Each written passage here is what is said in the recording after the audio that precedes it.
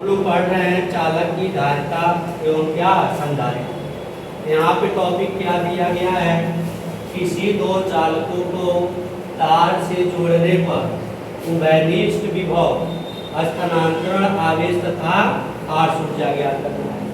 तो हम लोग क्या कर रहे हैं, दो चालक ले रहे हैं। एक चालक ए है जिसकी धारिता क्या है C1, इस पर विभव क्या है V1, इसका आवेश क्या हो जाएगा T1 इक्वल टू क्या C1 इंटू क्या V1। दूसरा चालक ले रहे हैं B जिसकी धारिता क्या है C2 है, इस पर विभव क्या है V2, इस पर आवेश कितना हो जाएंगे Q2 equal to C2 into क्या V2।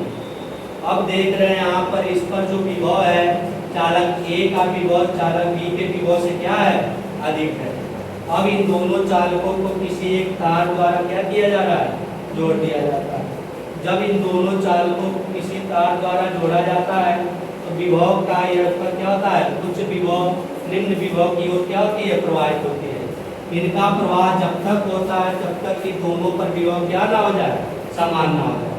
जैसे दोनों पर विभव क्या हो जाता है, समान हो जाता है, उसी विभव का नाम होता है उभयनिष्ठ विभव। क्या होता है उभयनिष्ठ विभव। यह दोनों चालकों पर प्राप्त विभव को हम लोग बोलते हैं उभयनिष्ठ विभव।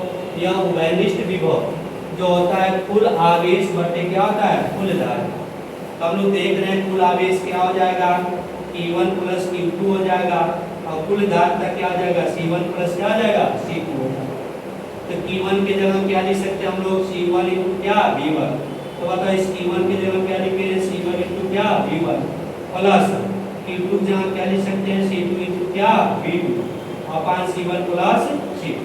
तो हमें इसका उभयनिष्ठ विभव क्या प्राप्त हुआ C1 V1 plus C2 V2 अपान C1 प्लस C2। ज्ञात करना है, देखा जाए दोनों चालकों को हम लोग तार से जोड़े हैं, इस चालक पे कितने आवेश का क्या हुआ स्थानांतरण हुआ।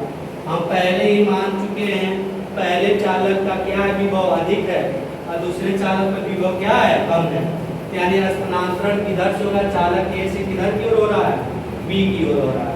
तो हम लोग देखेंगे आवेश का स्थानांतरण कितना हुआ, यानी पहले चालक पे जितना आवेश था और तार को जोड़ने के बाद जितना आवेश बचा, अगर इसका अंतर कर लिया जाए वही अंतर हमको क्या बताता है स्थानांतरण आवेश।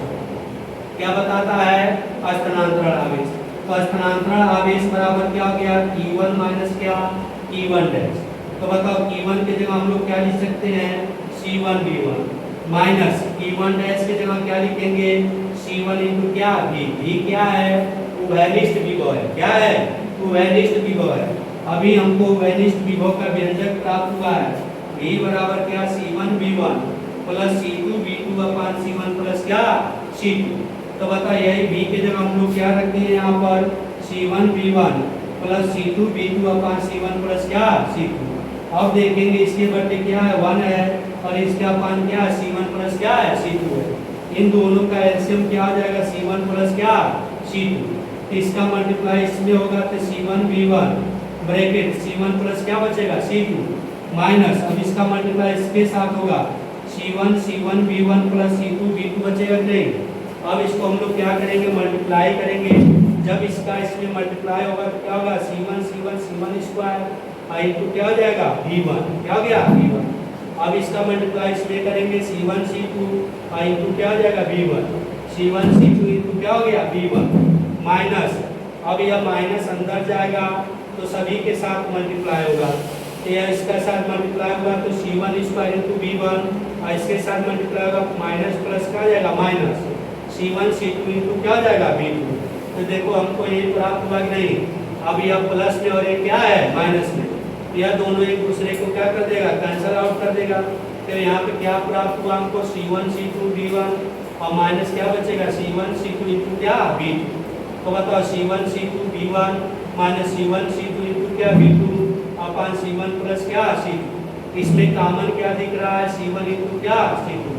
तो C1 इंटू C2 हम लोग कॉमन ले लिए, यहाँ पर V1 माइनस V2 हमको जो V1 माइनस V2 प्राप्त हो रहा है यह दोनों चालकों पर विभव का अंतर प्राप्त होता है। यानी हमको क्या मिल गया स्थानांतरण आवेश का सूत्र क्या प्राप्त हो गया C1 C2 into B1 minus B2 upon C1 plus C2।